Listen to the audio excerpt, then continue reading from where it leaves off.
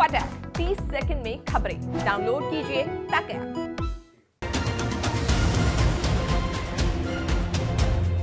पहले बेहतरीन से बेहतरीन समय में भी इक्का दुक्का कंपनियां ही बड़ी बन पाती थी, लेकिन बीते साल तो 42 यूनिकॉर्न 42 यूनिकॉर्न हमारे देश में बने हैं।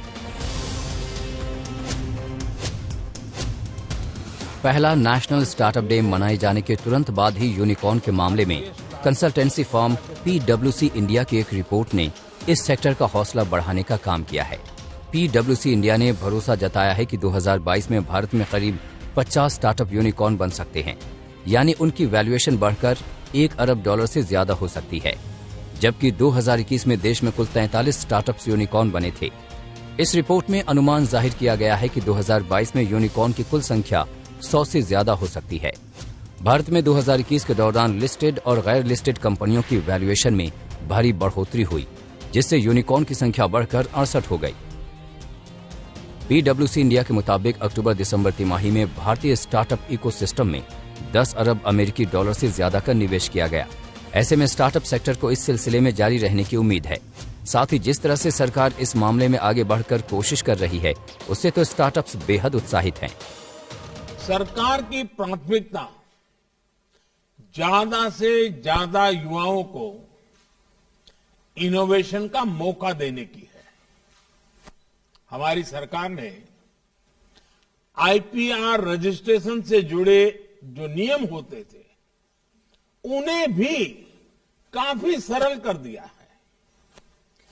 केंद्र और राज्य सरकारें मिलकर आज देश में सैकड़ों इनक्यूबेटर्स को सपोर्ट कर रही है।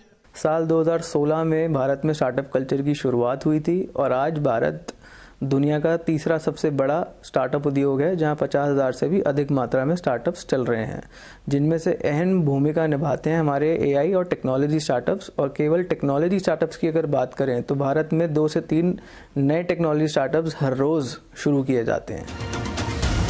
हुरून रिसर्च के दिसंबर 2021 की एक रिपोर्ट में कहा गया था कि भारत ग्लोबल लेवल पर यूनिकॉर्न के लिए तीसरा सबसे बड़ा देश है, लेकिन अमेरिका और चीन से बड़े फासले से पीछे है। PwC की रिपोर्ट में कहा गया है कि 2021 में स्टार्टअप्स ने $35 अरब जुटाए थे। यह आंकड़ा 2020 से 1.5 गुना ज्यादा था। 2022 में स्टार्टअप्स को सरकार की नई पहल से ज्यादा तरक्की का भरोसा है। स्टार्टअप डे मनाने की प्रधानमंत्री जी की पहल बहुत ही सराहनीय है। इससे नए एंटरप्रेन्योर्स को आत्मबल और मान्यता मिलेगी। इससे रोजगार के अवसर उपलब्ध हो रहे हैं और मैं बिल्कुल प्रधानमंत्री जी की सोच से सहमत रखता हूं कि आज का स्टार्टअप कल का MNC है। आजकल के बदलते माहौल में ऑनलाइन शिक्षा का महत्व बदल गया है।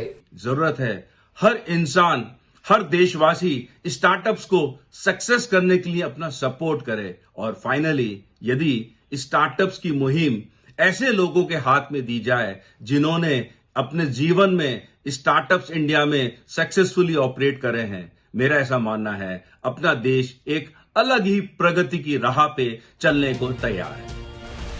अब देखना यही है कि कैसे स्टार्टअप्स बजट में मिलने वाली संभावित बूस्टर डोज से उत्साहित होकर इस साल क्या नए रिकॉर्ड कायम करते हैं।